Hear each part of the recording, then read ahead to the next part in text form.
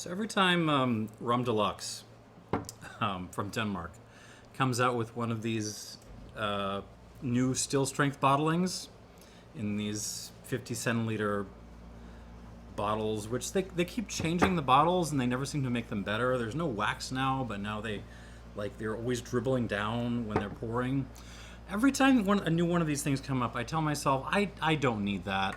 Like the same spirit is going to be in some other bottling they put out, or that someone else is putting out, and something like, what is this? 84%. 84% is just too dang strong to seriously try to deal with. Like, you got to proof it down, you got to babysit it. It's a big old thing. I don't need that, and then I just buy it anyways. Because there's something about, I don't know, maybe I hate myself. I always buy these things. And we're gonna taste it out. So what I've done here is I poured 2 glasses, each with an ounce. So I'm sorry, half an ounce. So a tablespoon of high strength rum, and I'm gonna add a tablespoon of water to this one on this side. Approximately a tablespoon, some dribbled around. And yeah, we will taste this at strength and then proof down. But of course it needs a sparring partner, and we're gonna go with this thing. I basically bought I just saw this at Binny's and I bought this on impulse. Virago.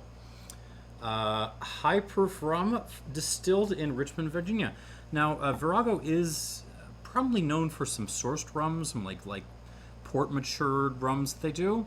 This is their own stuff. They're saying it's distilled in a direct fired Charentais-style pot still, so a cognac still basically, from 100% gradium molasses. So I'm super excited to try this, and it's also way too gosh darn strong. It's not as strong as the Kilic here. By the way, this is did I even do a background? So this is a Kilic.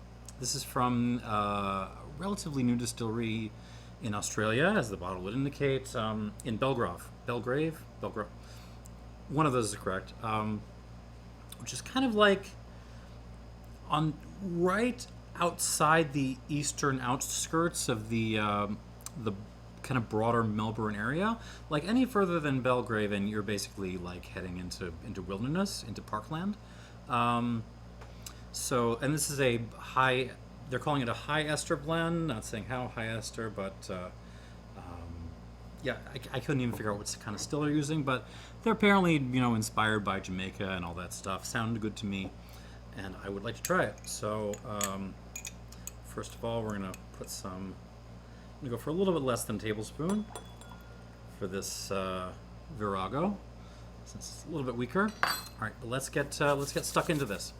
Start by comparing the two at strength. We'll begin with the Virago here. Okay, so I'm getting some alcohol nip, as you will at 151 proof, right? Very clean. This is a very, very clean style. I apologize for the air conditioner. I meant to turn it off, and I'm kind of shooting this in a hurry. All right. It smells like marshmallow fluff in the best possible way. It smells like slightly like a little like toasty marshmallow fluff. Like you took some really like robust multi-grain bread and you toasted it up, and then you put some marshmallow fluff on it. And that sounds kind of like not my thing at all, but on the nose it actually kind of works.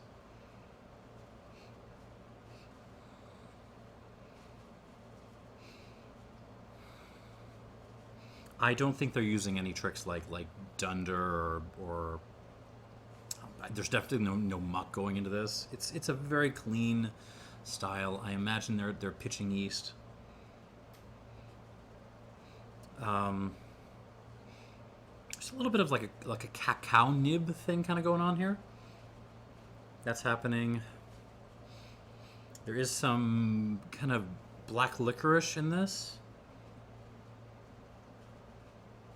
Not like really serious, like Eastern Central European black licorice, but it is black licorice. A little bit of an herbaceousness. I gotta say the strength is kind of getting in the way on this for me. Okay. I mean, it's a simple signature. It really is, but it's clean and it's nice. There's a little bit of a kind of a pineapple-y thing creeping through. Yeah, nothing wrong with that. It reminds me a little bit of Richmond rum from, I think, Georgia. So it's got a similar kind of vibe. It's very kind of full and like desserty and marshmallowy.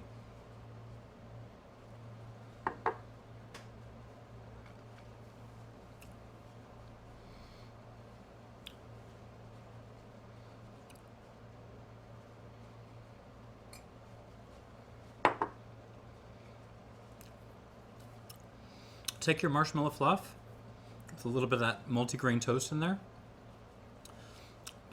and pour some absinthe on it, and then like cover the whole thing in freshly ground black pepper. That's a lot of what you're getting on this.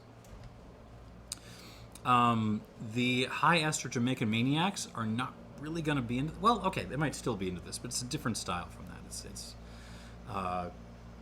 clean again is the word that comes to mind.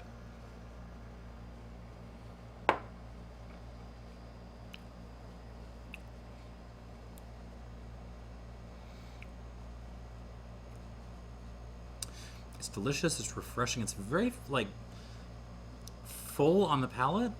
I would imagine this would age well. Like it's just very fat. I don't know what else to say about it. There's a little bit of black olive creeping in. The absinthe note is absolutely kicking. There's a nice kind of herbaceousness, some fennel. Some I tried to like combine aniseed, like anise and fennel, and yeah, that didn't work out. Sorry, aniseed and fennel. Just kind of some bitter stuff, like some bitter bark on the back end of this. It's nice.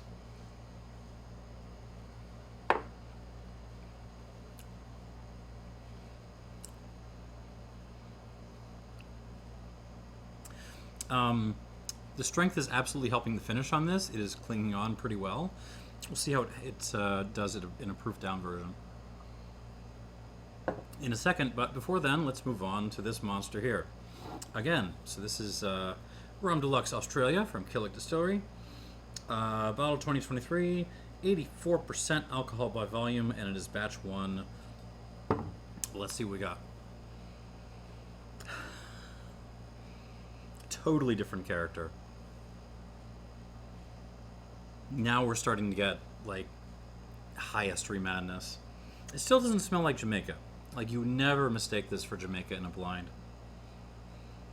But I am getting like it's orange and pineapple, but it's really like there's a Fago, which is they have a soda which is a combination of orange and pineapple. That's kind of what this smells like. Pineapple orange Fago.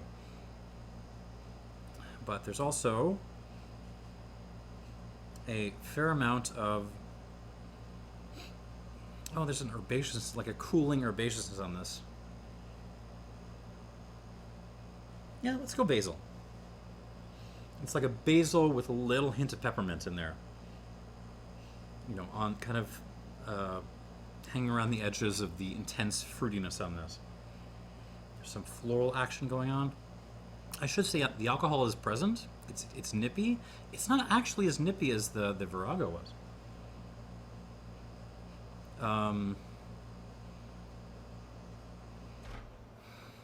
Yeah, some fennel again.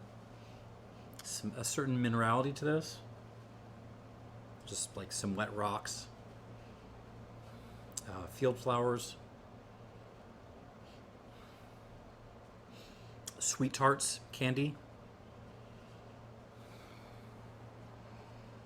Actually, a lot of old candy kind of coming out now. A little bit of gummy worms, a little bit of Bazooka Joe bubblegum. White pepper. Yeah, fun. I like this. It's these are fun comparison because they're very very different styles. Uh, Similarly high strength, both new distilleries, but they're approaching the project of making rums in obviously a very different way. On the palate,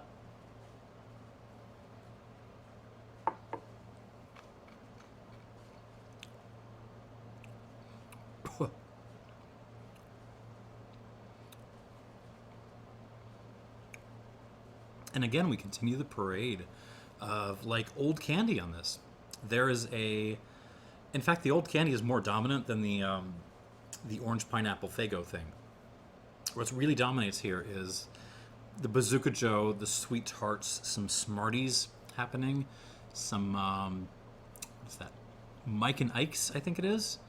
You just took a whole handful of them and threw them in your mouth. There's a lot of Mike and Ike's going on here.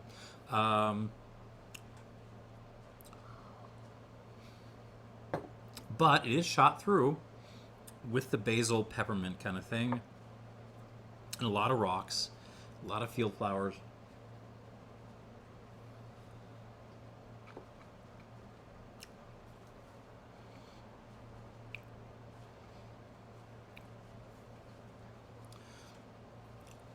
Yeah, I mean, I don't know what to say. If you've ever said to yourself, "Man, I wish the entirety of an old school like early 1960s candy store just came out of a still and attacked me," there's a lot of that going on.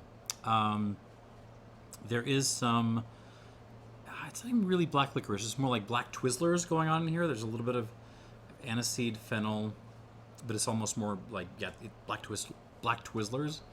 I don't know how to further analyze that. Also regular Twizzlers, actually.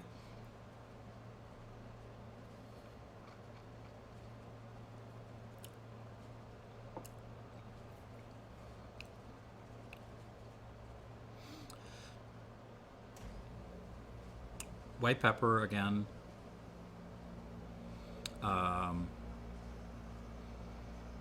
Yeah, not a whole lot of like overt rumminess going on. There's a little hint of sea saltiness going on with the Virago. It's not really showing up here. It's more like a little bit of like a wet stone, wet pebbles kind of thing.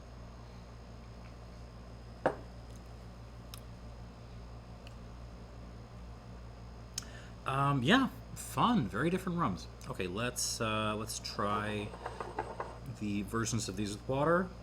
I did the water adding like basically blind, just measurements, so I might have killed these. All right, let's see what happens on the nose of the Virago here.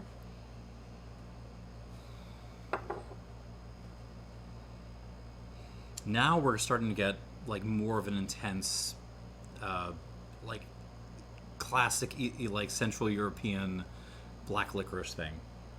Yeah, like salted licorice with some absinthe in marshmallow fluff, and I like it. There's that little hint of like something burned, a little bit of but it's not bread now. It's more like almost like an aromatic tobacco ash kind of thing, or almost like an incense thing. Like incense ash.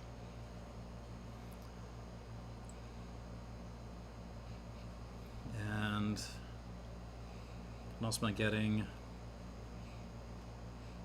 A little hint of black olive is still there.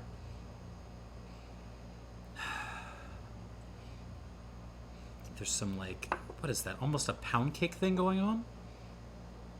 Yeah, there's some pound cake in this. I'm happy with that. All right. Sorry. On the palate.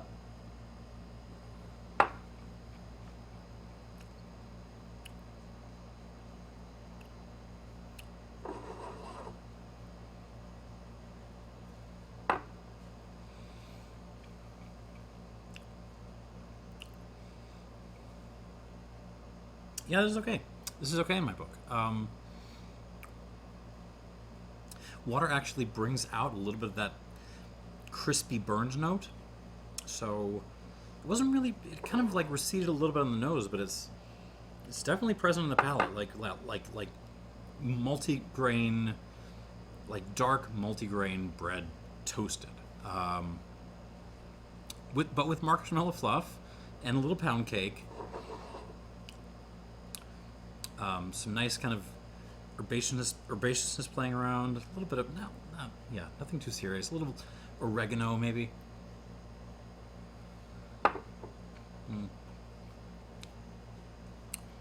That black licoricey thing, which is kind of like, I've actually pulled back a little bit from the intense absinthe thing it was doing on the palate. I do like the texture on this. It's very, I mean, it's not a hugely complex spirit, but it's very textured. It's very fat. It feels like it would do really, really well in a barrel for about 5, 6, 7 years.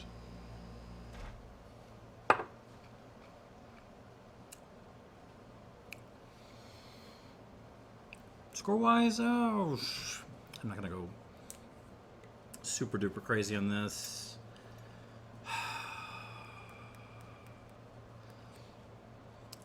The complexity brings it down a little bit. It's just doesn't have a whole big range of flavors to it, but I'm still gonna give this like a good 83 plus. 83 plus for the Virago 151, and definitely, like, this was not expensive. So if you're looking for a high proof rum and a like American mainland rum to throw into your cocktailing bar, this is worth a look. Heck yeah, let's move on. Okay, back to the Kilic. I was spilling this all over the place, and I was making glasses for myself. This bottle just they keep changing it, and it keeps coming out like annoying in different ways. Oh.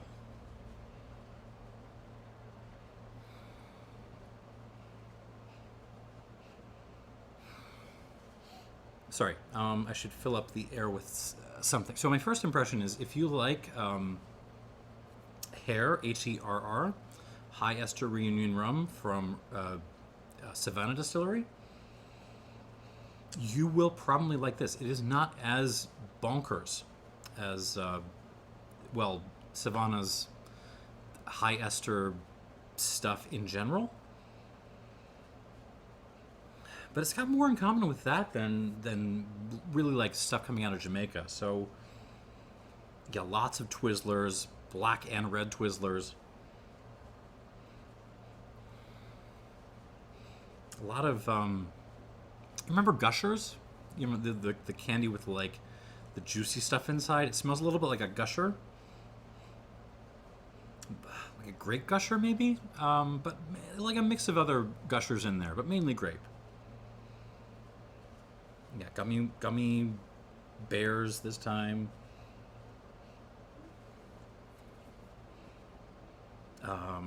Rocks. That pineapple orange Fago thing again. Hints of other stuff. The Smarties are still there. The Sweet Tarts, they're still there. Mike and Ike's. But yeah, it's really like Gushers that has kind of taken the lead in this, which is kind of fun.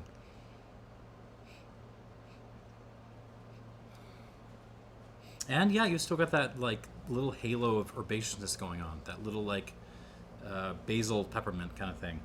That's more or less held steady. All right, on the palate.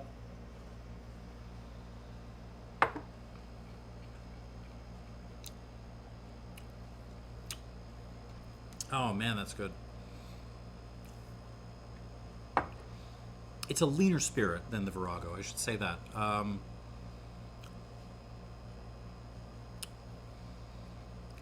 In some ways, I don't know if the mouth feel may not be quite as up there with this, but I could have also just added too much water.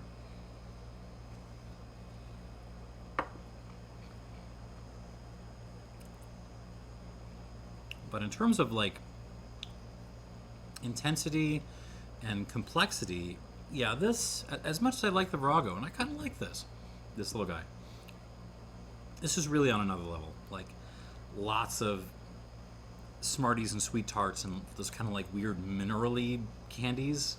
Those are all in there. Just some straight up wet rocks. fennel, cooling herbs, a little sage, along with your basil and mint.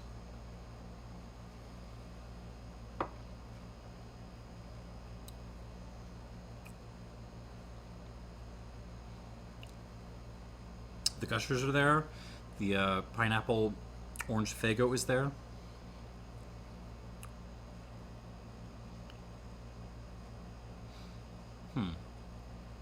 And there's certainly some flowers on this.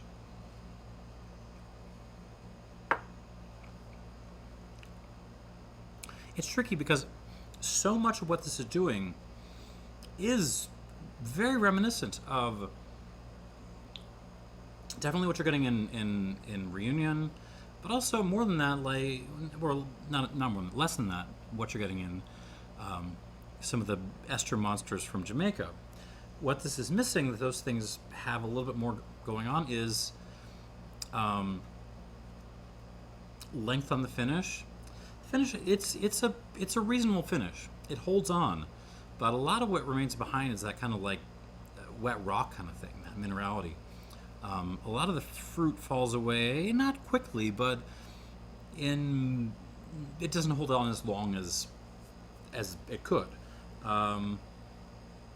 And also the texture it's a little bit lighter than this.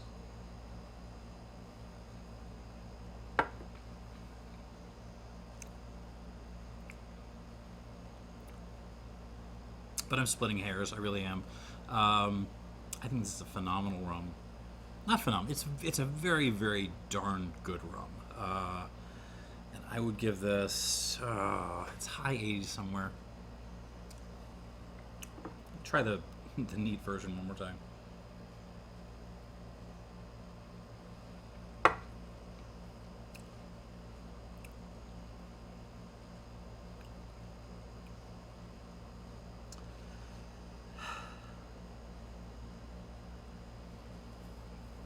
I'm gonna give this. Try the one with water one more time. It's higher than 87. I don't think it makes it to 80. It's definitely not making it to 90.